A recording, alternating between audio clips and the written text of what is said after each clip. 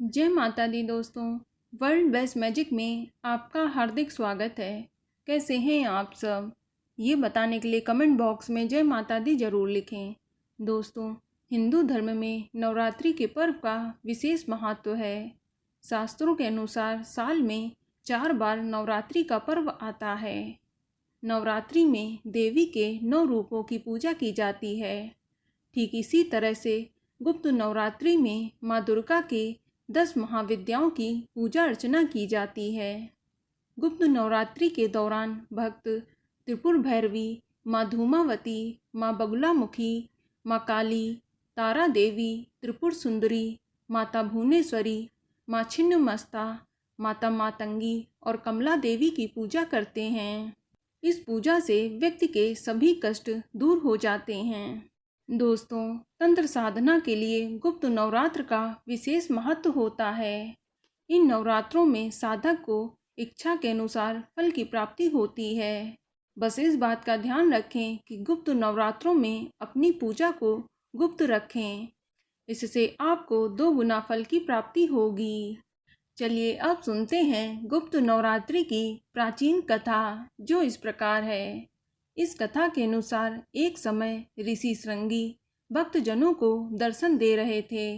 अचानक भीड़ से एक स्त्री निकलकर आई और करबद्ध होकर ऋषि श्रृंगी से बोली कि मेरे पति बुरी आदतों में सदा घिरे रहते हैं, जिस कारण मैं कोई पूजा पाठ नहीं कर पाती, धर्म और भक्ति से जुड़े पवित्र कार्यों का संपादन भी नहीं कर पाती, यहाँ तक कि ऋषियों को उनके हिस्से का अन्न भी समर्पित नहीं कर पाती हूँ। मेरा पति मांसाहारी है, जुआरी है, लेकिन मैं माँ दुर्गा की सेवा करना चाहती हूँ। उनकी भक्ति साधना से अपने और अपने परिवार के जीवन को सफल बनाना चाहती हूँ। ऋषि श्रृंगी महिला के भक्ति भाव से बहुत प्रभावित हुए। ऋषि ने उस स्त्री को आदरपूर्वक उपाय बताते हुए कहा कि बसंत और शारदीय नवरात्रों से तो आम जनमानस परिचित है, लेकिन इसके अतिरिक्त 2 नवरात्रि और भी हैं, जिन्हें गुप्त नवरात्रि कहा जाता है।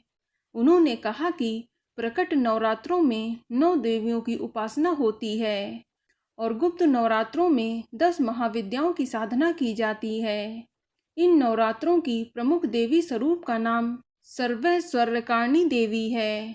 यदि इन गुप्त नवरात्रि में कोई भी भक्त माता दुर्गा की पूजा साधना करता है तो माँ उसके जीवन को सफल कर देती हैं।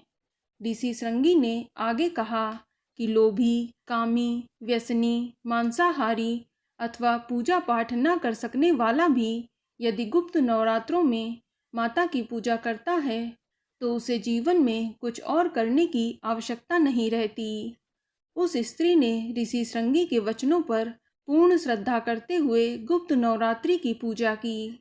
माता उस पर प्रसन्न हुई और उस स्त्री के जीवन में परिवर्तन आने लगा। उसके घर में सुख शांति आ गई। पति जो गलत रास्ते पर था वह सही मार्ग पर आ गया। गुप्त नवरात्रि की माता की आराधना करने से उसका जीवन पुनः खिल उठा। तो बोलो दुर्गा माता की जय। तो दोस्तों, ये जानकारी आपको अच्छी लगी तो कमेंट में जय माता दी जरूर लिखें। और अगर आपका कोई सवाल हो तो उसे कमेंट बॉक्स में अवश्य पूछ लें। और इस वीडियो को लाइक करें, शेयर करें और साथ ही साथ चैनल को सब्सक्राइब करें। धन्यवाद।